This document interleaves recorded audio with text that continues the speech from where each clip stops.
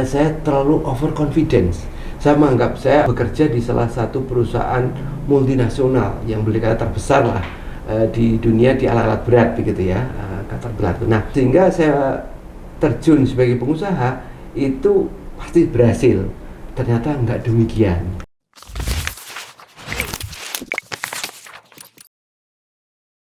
Assalamualaikum warahmatullahi wabarakatuh. Kembali lagi bersama saya Dinda Vidya Putri dalam acara podcast UMKM.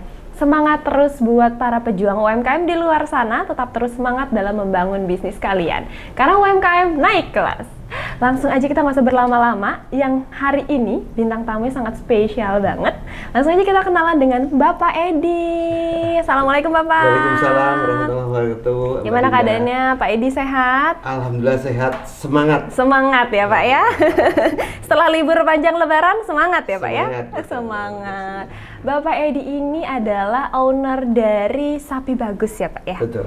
Sapi Bagus. Menarik banget ya. Selama ini kan kita ngomongin makanan daging ya kan. Sekarang ini langsung dari peternaknya langsung. Langsung aja kita ngobrol dengan Bapak Edi. Pak Edi, boleh jelasin nggak sih Sapi Bagus ini sendiri seperti apa? Baik, terima kasih Mbak Dinda. Sapi Bagus itu awalnya adalah sebagai peternak sapi, di mana berasal di daerah Jawa Tengah, terutama di Jepara.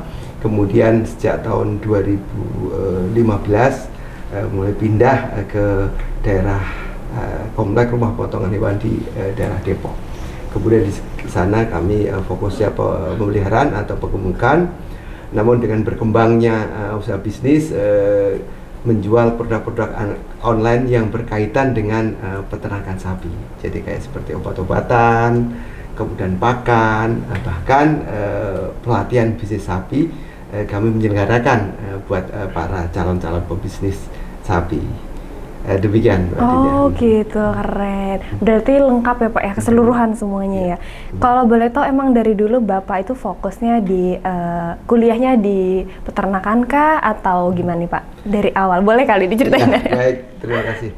Jadi latar belakang saya sejak kecil memang suka di bidang peternakan, terutama peternakan sapi maupun kerbau. Namun sekolahnya bukan ke peternakan ya. Bukan peternakan. Tetapi justru saya lama berkarir sebagai seorang engineer, yaitu sales engineer di alat-alat berat, yaitu dulu di Caterpillar, hampir sekitar 20 tahun. Nah, sejak tahun 2005 saya memutuskan untuk resign dan fokus di usaha bidang peternakan sapi.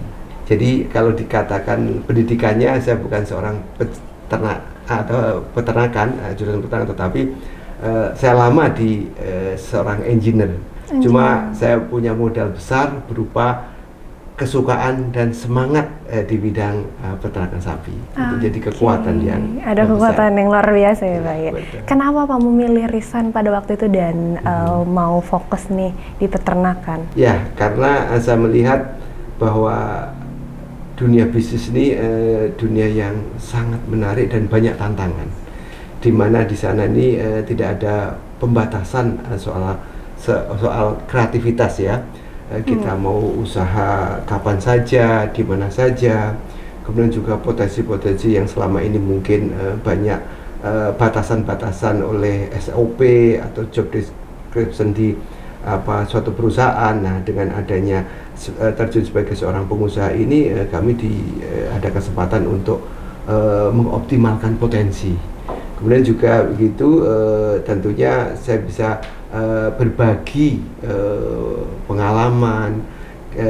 Saya juga bisa menginspirasi ke banyak orang, sehingga saya putuskan dunia entrepreneur atau sebagai pengusaha lah yang tempat yang paling pas untuk membantu banyak orang untuk bisnis, terutama bisnis peternakan sapi. Wah, keren banget alasannya ya Pak ya.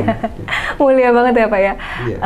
Ada pastikan ada kan Pak ya perbedaan dari sebelumnya kerja di kantoran sampai akhirnya menjadi pembisnis. Titik terendah atau pengalaman yang sangat menarik ada nggak sih Pak? Bisa nggak diceritain ke kita? Memang senang sekali sih sebagai seorang profesional ya, di di mana semuanya itu penuh dengan kepastian.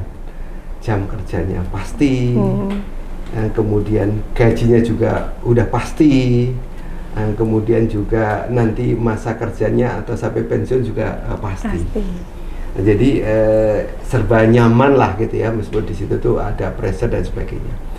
Cuma memang tadi masalah pengembangan ini ada titik-titik maksimalnya. Misalnya tadi karir, ya bagaimanapun juga menjadi seorang GM itu adalah harapan gitu ya. Namun untuk naik ke atas atau sebagai seorang Chief Executive Officer itu tentunya usahanya sangat ekstra keras. Nah, berbeda dengan apabila kita terjun ke dunia bisnis atau sebagai seorang entrepreneur, itu kebalikan, penuh dengan ketidakpastian. Oh iya. Awal-awalnya jam kerjanya tidak pasti. Jadi kalau ibarat orang kerja sebelumnya itu 8-9 jam sehari, kalau sebagai pengusaha ini kadang juga sehari 2-3 jam, kadang bisa sampai 20 jam sehari itu. Sehari bisa 20 jam? Iya, begitu ya. Cuma memang ya tadi kan hal-hal tertentu memang. Karena apa? Misalnya kalau kita lagi punya ide, ingin merealisasikan ide itu dalam pikiran penuh dengan ini ya, ingin cepat merealisasikan. Sehingga kalau ingin kepengen tidur istirahat itu susah gitu. Karena ingin apa yang ide ini direalisasikan, sehingga terbangun, kemudian harus membuat konsep, coret-coret itu. Nah, disitulah ibaratnya saya dikatakan bisa sampai kerja sampai 15-20 jam ibarat gitu. Tapi kan enggak mesti tiap hari gitu ya. Hal tertentu aja gitu. Tapi kadang juga kita bisa kerja cuma 1-2 jam, habis itu relax. Tapi prinsipnya penuh dengan ketidakpastian tadi jam kerja. Kemudian ketidakpastian tentang masalah penghasilan. Jadi ya dikatakan kita sudah keluar biaya ini itu, namun penghasilan tidak untung malah buntung, iya kan ya? Iya, harusnya kan memang harusnya kalau misalnya kita mengeluarkan ini harus ada keuntungan, tapi di awal-awal ternyata perlu proses pembelajaran. Nah, kelemahan saya waktu terjun pertama kali ini waktu sehingga menjadi titik terendah itu adalah saat saya terlalu overconfidence.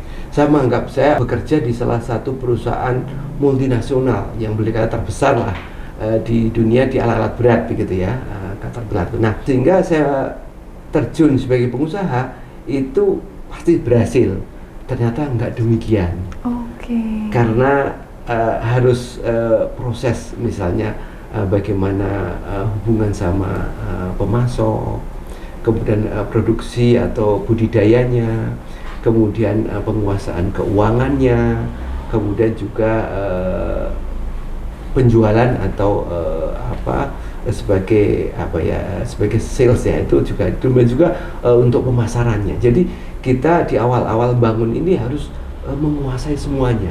Walau itu tuh nggak secara detail, tapi minimal harus tahu masalah keuangan, harus tahu karena nanti hubungannya dengan pihak perbankan, pihak leasing, pihak investor, kemudian berkaitan dengan pemasok, kemudian berkaitan dengan HR-nya, kemudian berkaitan dengan customer, dan berkaitan dengan bagaimana mengatur cash flow. Nah, ini di awal-awal memang harus dikerjain sendiri, tapi lambat laun kemudian proseslah ada pendelegasian. Nah, dikit-dikit dibikin atau dibangun sistem. SOP-nya seperti apa, kemudian bisa seperti apa. Nah, itu lama-lama akhirnya lah selama ini banyak saya handle, akhirnya saya delegasikan. Ya, jadi mulai dari sales and marketing, kemudian finance-nya, kemudian operation, sampai ke HR-nya itu sedikit demi sudah saya delegasikan. Nah, disitulah kita bisa. Nah, titik terendahnya itu yaitu dari waktu awal karena overconfidence, sehingga uang pesangon dan pinjaman dari bank itu tiba-tiba hilang gitu. Hilang karena apa? Karena menjual produk sapi ya, waktu itu saya sebagai seorang jagal atau sebagai pemotong sapi di RPH. Kemudian saya menjual daging sapi ini ke pasar-pasar. Waktu itu ada di Pasar Klender, Pasar Cibubur, Pasar Senen. Nah, cuma ketemu pelanggan-pelanggan yang yang ingkar lah atau tidak amanah gitu ya. Sehingga uang perusahaan itu akhirnya nggak bisa tertagih.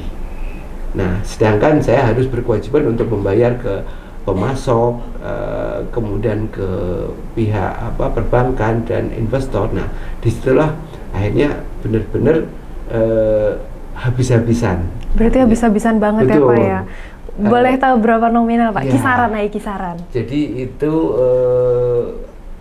tanggungan-tanggungan atau kerugian-kerugian itu sekitar di tahun 2013 lah ya, sekitar 9 tahun yang lalu itu sekitar setengah M. Iya. Rugi setengah M. Nah, benar-benar belas rugi. Betul. Iya. Jadi habis itu kemudian saya putuskan saya harus kembali lagi ke bisnis yang utama saya yang dahulu, yaitu bisnis peternakan sapi. Karena sangat beda antara sebagai seorang jagal. Sebagai pemotong itu sama peternak sapi. Kalau peternak sapi itulah prinsipnya bagaimana sapi ini bisa tumbuh dan kita itu ada hubungan batin dengan kasih sayang dengan si hewan ini, dengan sapinya. Gitu, ya. Jadi sapi itu benar-benar sebagai hewan hidup itu juga seperti kita punya perasaan, ya kan? Jadi kadang kalau kita beli, kita deketin, dia juga ada respon secara positif. Ada respon secara positifnya juga, iya. Berbeda dengan sebagai profesi jagal atau pemotong sapi. Semakin banyak sapi dipotong, semakin gemuk, semakin senang, semakin banyak untung. Jadi kan prinsipnya motong atau membunuh gitu. Tapi kalau ini bagaimana tumbuh sapi itu kan ini. Nah, jiwa saya ternyata lebih cocok sebagai seorang peternak. Dengan hati kami memelihara sapi gitu. Ya. Jadi akhirnya kembali ke menjadi peternak. Ya, sebelumnya berpikir untuk menjadi tukang jagal ya Pak ya. Iya, dengan untung yang banyak. Awalnya berternak. Kebetulan tertarik. Wah, kok melihat jagal kok tingkat perputarannya bagus. Cepat. Iya, ini sehari bisa sampai 10-15 ekor. 10-15 ekor sapi. Misalnya berada di saat sekarang harga sapi itu 20 juta. Kalau 10 ekor berarti 200 juta. Satu hari 200 juta omsetnya. Gitu ya. Iya, bisa sebulan berapa kan ya. Itu jadi tertarik ya. Iya. Nah, jadi kelihatannya uangnya itu begitu. Nah, cuma memang waktu itu kan belum pengalaman tentang cash flow-nya. Jadi seolah-olah kalau kita menjual secara tempo pasti nanti uangnya akan kembali. Ternyata enggak demikian. Ternyata enggak demikian ya Pak ya. Gitu. Dan dari itu akhirnya terus saya bisa belajar, berarti harus benar-benar ada pengaman-pengamannya, seperti itu tuh. Tapi kerugian tersebut saya anggap sebagai ongkos belajar. Jadi itu bukan suatu kerugian, tapi biaya untuk sekolah menjadi seorang entrepreneur. Gitu, keren banget, positive vibes banget ya. Iya. Jadi akhirnya kembali memilih menjadi peternak.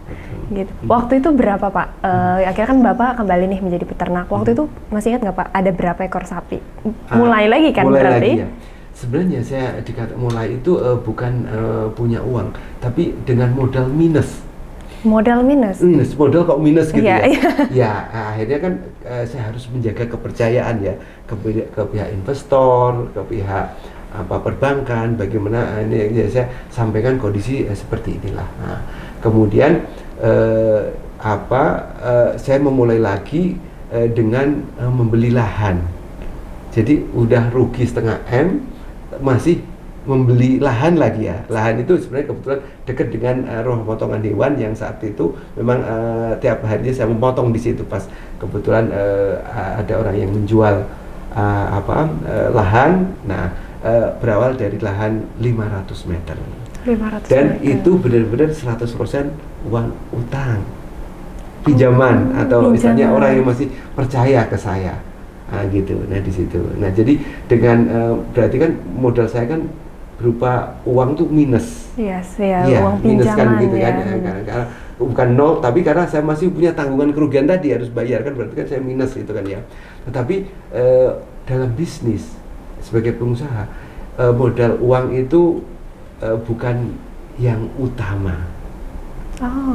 Iya, tetapi tadi integritas, kemudian semangat, badan sehat, jaringan, kemudian pengalaman, ini jauh lebih utama daripada uang. Iya. Nah, dari modal itulah saya terjadi proses akselerasi. Jadi dari 500 meter, alhamdulillah sekarang sudah sekitar 7.000 meter lahan yang di dekat RPH tersebut saya bebasin atau saya beli di situ. 7.000 dari berawal 500 modal pinjaman, sekarang 7.000. Berarti waktu 500 meter ada berapa ekor sapi itu, Pak? Nah, waktu itu saya memulai cuma 40 ekor. 40 ekor sapi. Itu dari dari pinjaman juga. Semua jadi, pinjaman. Iya, lahan, kemudian bangunan, termasuk isinya kan ya akhirnya kami kerjasama sama pemasok.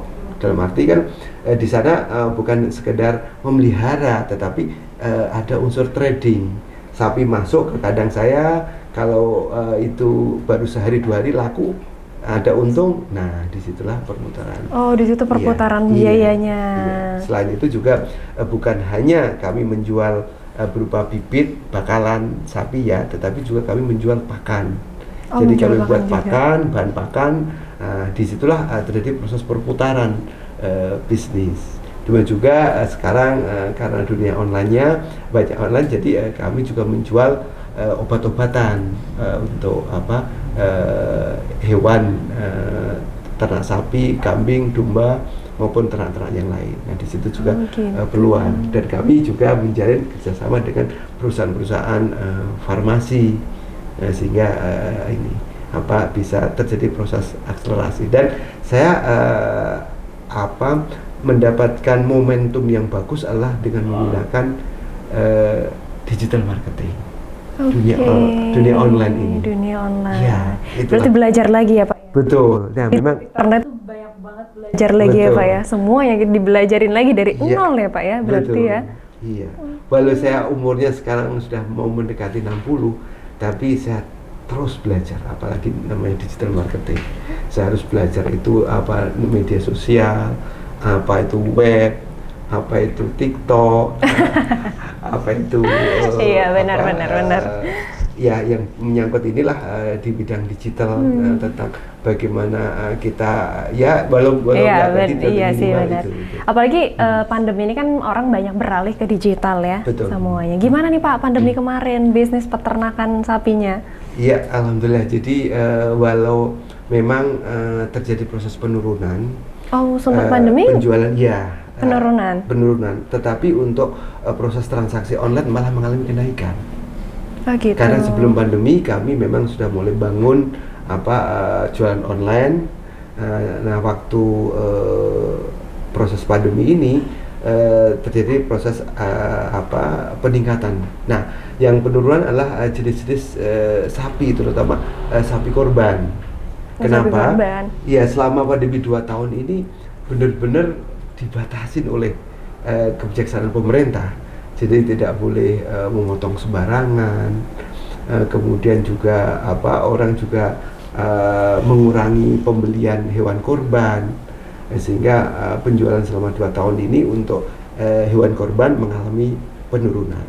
Tetapi kalau untuk pakan, obat-obatan itu justru mengalami kenaikan. Oh, kenaikan. Iya. Pakan dan obat-obatan. Berarti saya dengar Bapak punya dokter sapi sendiri sekarang ya? Betul. Wah, keren banget. Itu gimana tuh Pak? Boleh diceritain sedikit nggak? Dokter sapinya, terus pakannya, buat pakan sendiri berarti kan? Betul.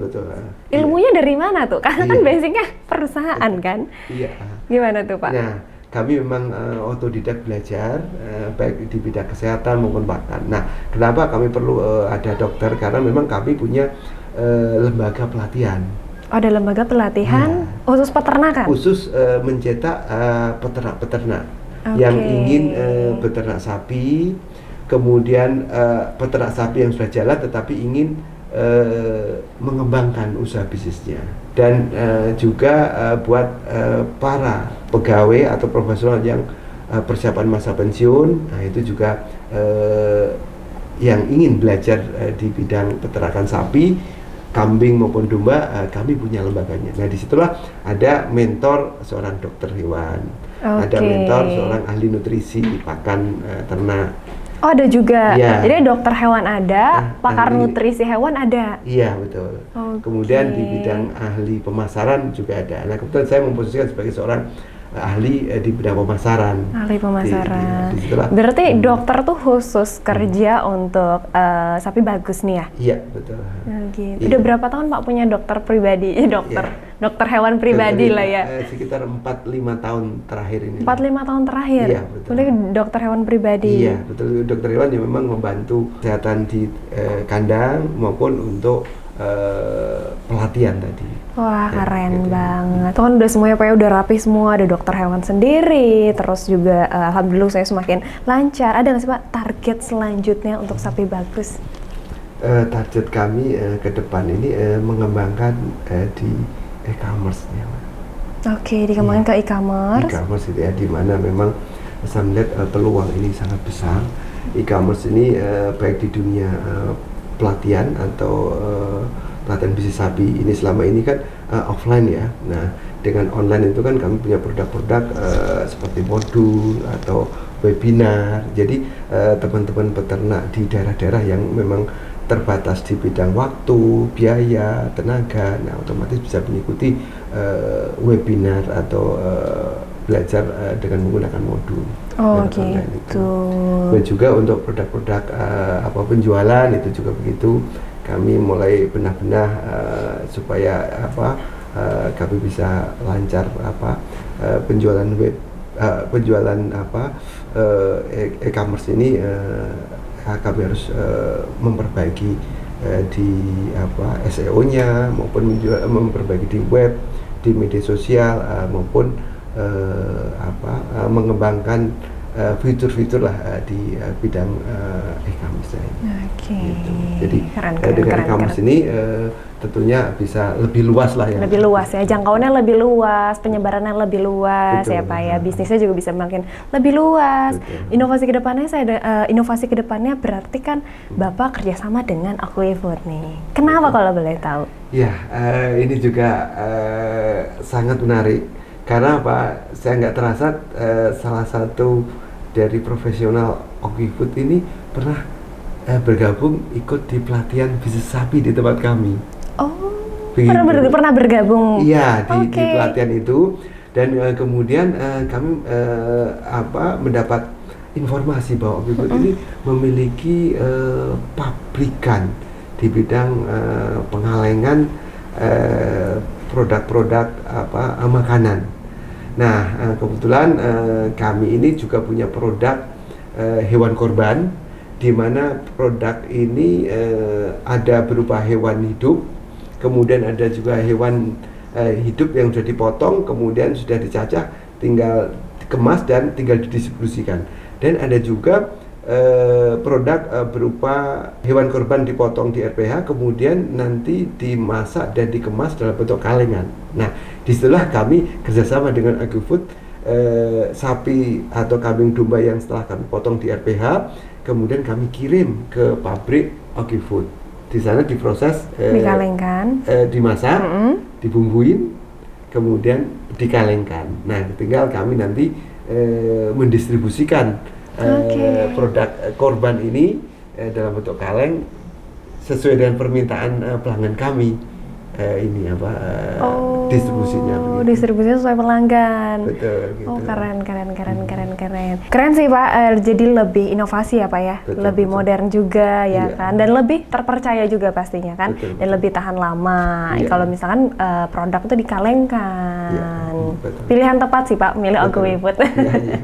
Oke, tadi kan berarti sudah dimaklonkan. Berarti kan ini kan sudah luas banget ya Pak ya. Tadi kan kita bicara bisnis. Kalau pelanggan sendiri, pelanggan Bapak itu sudah seperti apa sih? Iya, terima kasih. Jadi memang bisnis kami unik ya. Pelanggan kami ini hampir semua segmen. Segmen yang paling bawah bicara korban ya, itu ya kalangan pengorban dari DKM rumah tangga. Kemudian yang naik ke atas sedikit itu ada kalangan profesional atau dari kalangan selebritis. Oh, dari kalangan selebritis. Boleh nggak Pak? Siapa tuh selebritisnya? Salah satu artis adalah Awkarin. Awkarin, Awkarin. Ternyata selain naik kuda dia beli sapi. Terus ada siapa lagi nih Pak? Ya, kalau di kalangan pejabat itu atau perusahaan-perusahaan ya mulai dari Metro TV. Metro TV. Iya, kemudian Pak Haritanu Sudibyo. Oh, Haritanu Sudibyo. Kemudian Pak Hairul Tanjung. Hairul Tanjung, iya. Keren lah. Terus kemudian kalau pejabat ini alhamdulillah dari Pak Yusuf Kalla. Yusuf Kalla. Kemudian sekarang digantikan oleh Pak Kiai Haji Ma'ruf Amin. Oke. RI1. RI1. Maaf, RI2. RI2 ya. RI1. Jadi kami menjual ke RI2 itu kami kirim ke Masjid Istiqlal. Oh wow, jadi sumber sapi Masjid Istiqlal dari sini nih, dari Sapi Bagus. Iya. Dan semuanya itu ada di channel Sapi Bagus TV. Di saatnya kami nggak mengadakan semuanya terdokumentasi terdokumentasi ada di Sapi Bagus TV. Betul. Di channel YouTube-nya Sapi Bagus pastinya. Keren banget ya Pak, berarti usaha ini dari tadi 2013 ya? Iya, mulai 2013 sampai dengan 2022. 2022. Akhirnya setelah mengalami titik terendah, kerugian yang banyak banget, akhirnya bisa meluas sampai ke RI2 pesan sapinya di Sapi Bagus. Ada nggak sih Pak? Kan pengalaman udah banyak banget ya Pak ya, jatuh bangunnya segala macam. Boleh dong Pak kasih satu motivasi nih buat untuk para pejuang UMKM di luar sana. Pejuang UMKM dalam proses berusaha sebagai entrepreneur itu ibaratnya adalah seperti pelari maraton, bukan sebagai pelari sprinter.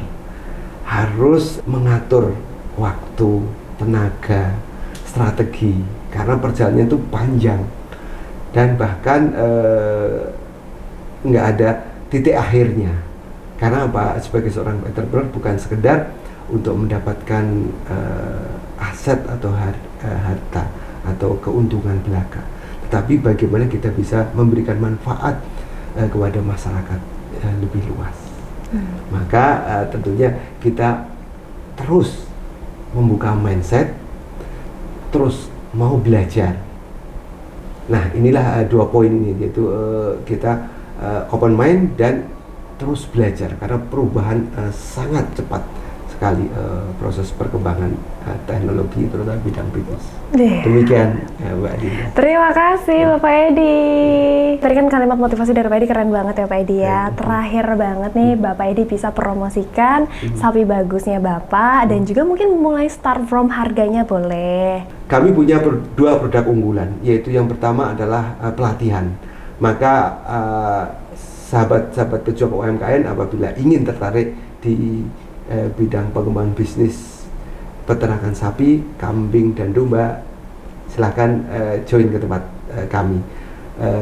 Harga atau investasinya kalau kambing domba 1 juta, sedangkan untuk sapi 3 juta. Nah, kemudian untuk produk unggulan yang kedua adalah jual hewan korban. Harga mulai dari 20 juta sampai 120 juta. Sapi korban yang bobotnya 1 ton. Terima kasih banyak Bapak Edi. Banyak banget ilmu yang saya dapat dan teman-teman hari ini ya Pak ya, dari pelajaran dari Sapi Bagus. Semoga bisnisnya semakin lancar. Terus juga mengenai virus yang sedang marak ya PKM, semoga bisa teratasi dengan baik. Amin. Apalagi menjelang kurban ya Pak ya. Betul. Semoga tadi RI2, RI1 dan seluruh Indonesia bisa langsung diorder di Sapi Bagus. Sehat-sehat Bapak. Amin. Terima kasih. Oke, terima kasih untuk teman-teman yang sudah menonton channel podcast UMKM. Sampai bertemu di episode selanjutnya. Bye-bye.